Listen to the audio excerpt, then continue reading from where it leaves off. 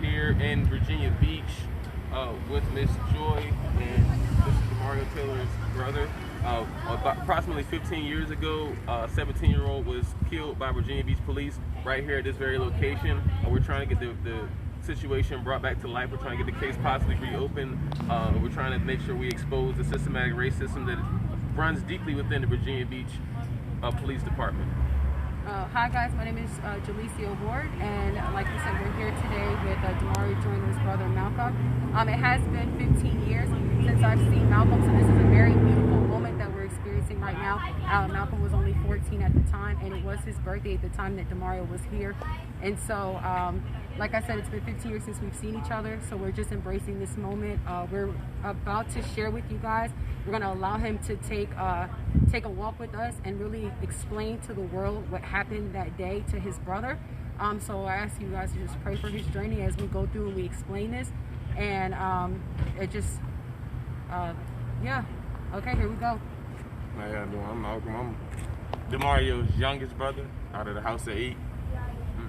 It was my birthday that night. It was sad because he wasn't even gonna go. You know. And I'm like, man, come on, man. My birthday, bro. Come on. So he eventually, called a couple people. Y'all come out for my brother's birthday. We're gonna go out to the teen night. You know what I mean? We get to the teen night. We had a party. Everything fine. Teen night in. Around here, like, all right. We're gonna follow. The door was around, like in this instance right here. And everybody turned around. Cars was parked here. Like 2-3 dudes that we don't know came out with big machinery, started shooting. Everybody scatters. When we scatter, I look right here. I see my brother go. I see my brother run, but I'm running my own way. I see him go, and that's the last. I see him go around. What we're gonna do is we're gonna take the walk on where his brother ran. This is the very spot. This is the building that used to be the beach house 15 years ago. Yeah, it used to be known as the beach house. As she's saying, this is a different. They closed it that night. Nah, they made this like a year. I want to say a year maybe later. They tore it down and made it this a year later. So after the shots ring out, my brother goes around. Okay. And he turns the corner. After he turns the corner, you know, the night went on, whatever, things calmed down. Everybody started looking. When he turned the corner, we heard 2 shots. The rest of that night, after the big fire, we only heard 2 more shots that night. That was it. We finally looked, get to asking people, everybody we know, because everybody there we know, yo, y'all seen my brother, y'all seen my brother, y'all seen my brother? Nobody knows. Nobody seen him. Nobody knows where he was. We waited till probably 2 in the morning to leave this parking lot. We get back home. That's when my other brother come outside and say, go back up there. Police done killed Demario. We go back to this corner, 7-Eleven. There's a 7-Eleven on the corner right here we about to walk to. We sat there the whole time. We didn't know nothing. They didn't tell us nothing. They wouldn't no sergeant, nobody come tell my mom or us nothing. They wouldn't let us verify the body. How we verified the body and how we knew it was him is when the police brought him my mom's keys, which he drove that night. That's how we verified our brother was gone. They told us that he would be on administrative leave, it would be an investigation.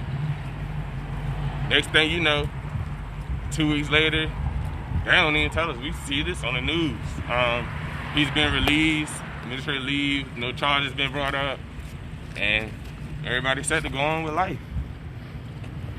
We do want to keep in mind that Robert C. Ernest did not receive a day of administrative leave after they did communicate with the family that he was going to receive administrative leave until they were done investigating Demario Joyner's case. He never received a day of it. He was allowed to go back to work that following Friday, as if Demario Joyner's life never mattered. And that's why we're here now. We're walking that same path that he ran that night. He was scared. And we have his brother here now that was there that night. His brother does claim that he didn't even want to come and that he was convinced to come. So this is a very powerful thing that we're doing now. And we just thank him for being here and sharing his story with us. We're going to continue to walk down to the 7-Eleven. This is where his mom and his family was, and sat and waited before they got the news that Demario Joyner was murdered. The excuse they used said he had a firearm. They found no firearm nowhere near his body, no gun residue, no nothing proving that he had a gun. They found a gun. They say they found a gun. Past them, way over a fence. Take a look down there. You know, way over a fence. Miles is where a loaded gun was found. That's what they said. But that gun, no fingerprints, no gun residue on him from that gun. And we just looking for the answers. 15 years later. 15 years. Every year this family went with no justice. Every year. And we're here with him today.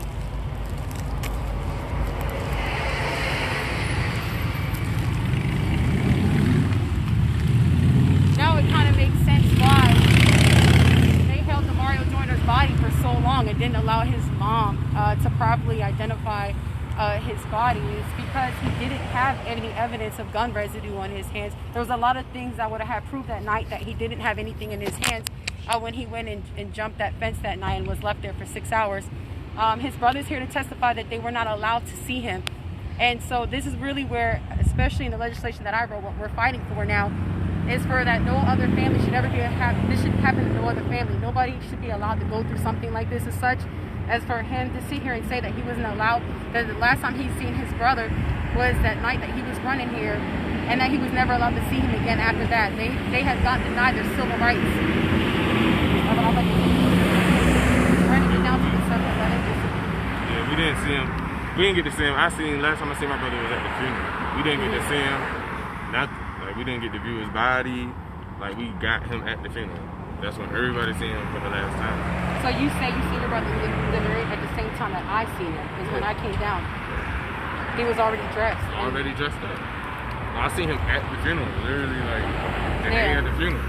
Yeah, at the end, when you gotta go out. But another thing we want to bring to the light as well is, this may not be something we want to take to, but is organ harvesting, and the fact that his family wasn't allowed on their own. And that's one thing they are doing with black bodies now. So it's like, if y'all don't have an account, y'all don't have an examiner that was able to examine the body to see what's going on, we're trying. Purpose of this is to shed light to situations that may have underlying issues and things that we don't know about, people overlook. But that's one of the very major things that have been going on here in the United States of America, especially with us black bodies. They trying to save it.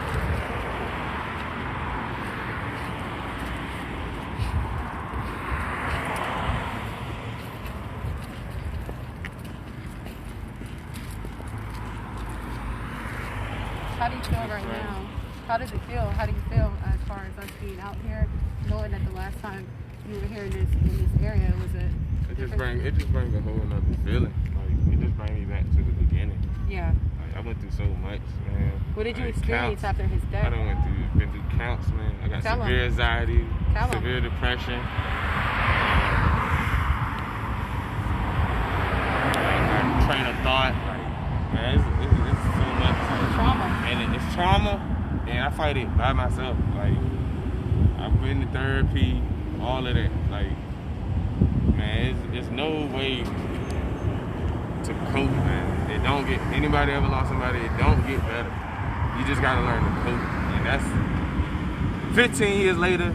Last year was my first year finally breathing. Cause I let go, cause I had on my heart for so long that I killed my brother because he was not going. He won't going. He told us, remember, everybody while we getting dressed, y'all have fun, bro. Bought me shoes. He died in the shoes he bought me for my birthday. Bought me some all-white Penny Hardaways. He bought the black and gray Jordan 4s. We switched shoes that night. He died in the shoes he bought me for my birthday. Like, all these things I will never forget. Like, I'm still looking for them all-white Penny Hardaways just in his memory. Like, I ain't even seen those shoes in 15 years. Like, it's crazy, man. It's like, shit just crazy. My mom. Talk to us about your mom. Your mom has been blessed with a long 15 years. It took your mom after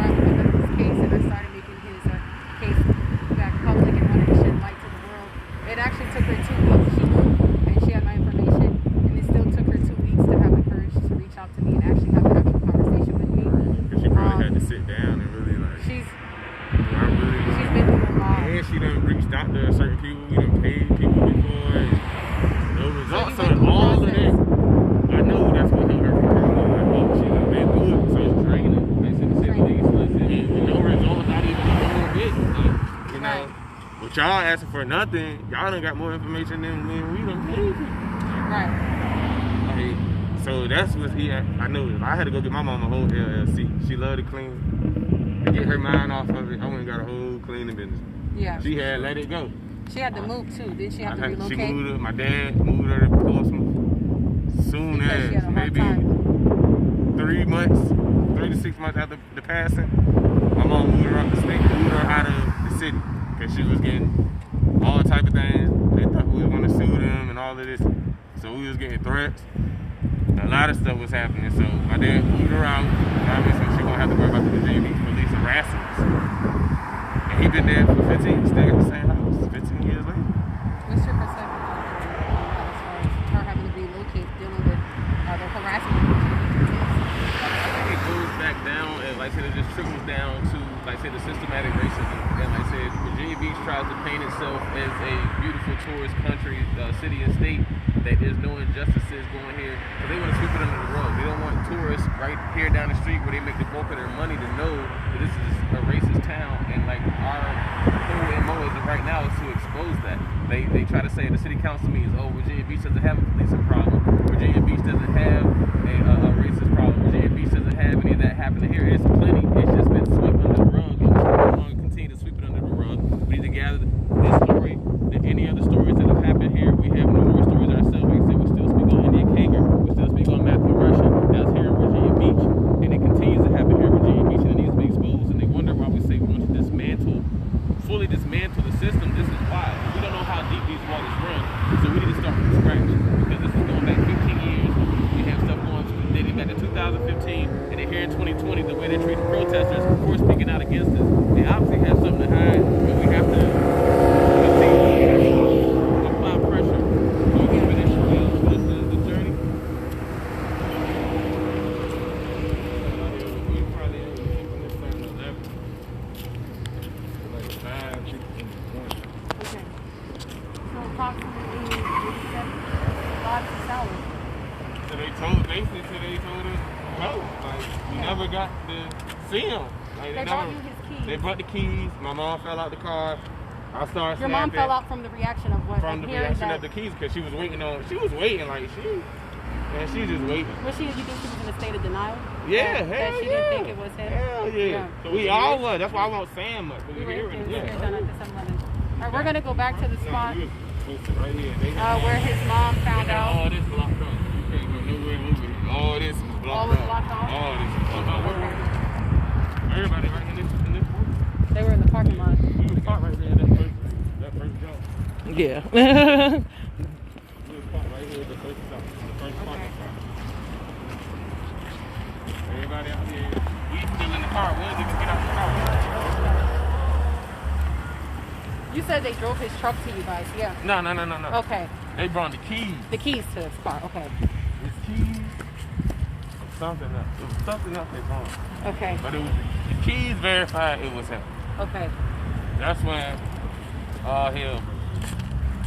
Right here, my mom fell out the car, hollering and screaming, and that's when I started flipping out. Because I knew it was him. I rode with him, so I knew those was my mama's keys.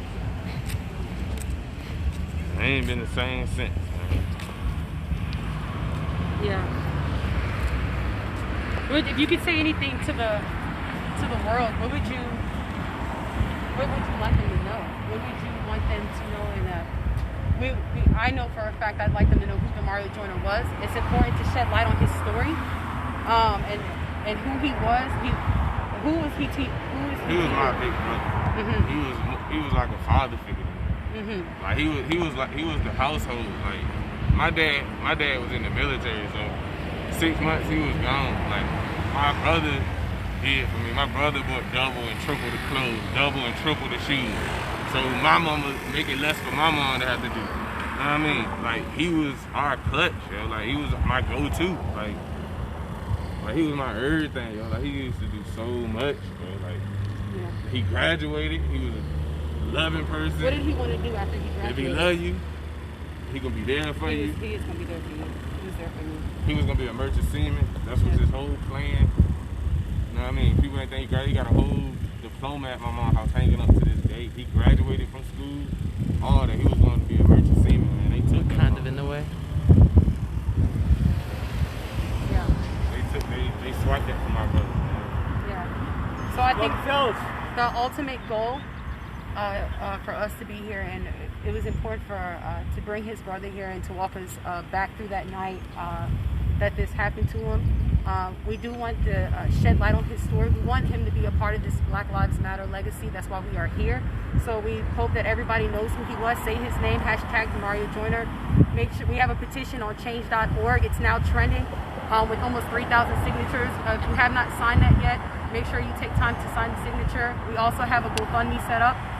Every penny is being donated to his family directly. It's helping them with legal assistance to help them continue to look into the injustice that was done for his brother. So we ask that you please take your time to donate to the GoFundMe. It's official GoFundMe at Demario Joyner. And we thank Black Lives Matter 757 for being here with us today. He's very grateful that Black Lives Matter 757 came out, spent time, drove down here to Virginia Beach, and was able to walk the actual steps of where Demario Joyner was that night that he was murdered. And this is a very, very big day, and it took a lot of courage and a lot of strength for his brother to do this. So we hope that you take his story and help us fight to bring justice home to his mother.